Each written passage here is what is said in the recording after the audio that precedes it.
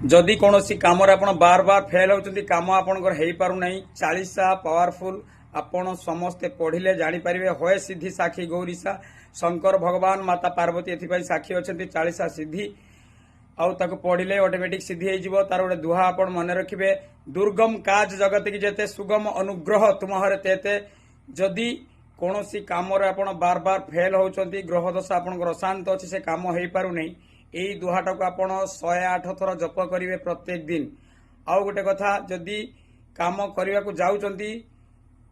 आपण धर बुधवार काम करेंगे आप मंगलवार कौन करेंगे हनुमान मंदिर को जीवे 5टा लड्डू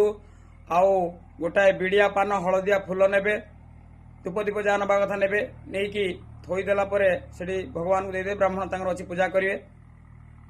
हाथ में लड्डू मुख में पान 12 वर्ष के वीर हनुमान मन पकईदे कथाटा मन पकईदेला जहाँ भी कर्म चाहते करने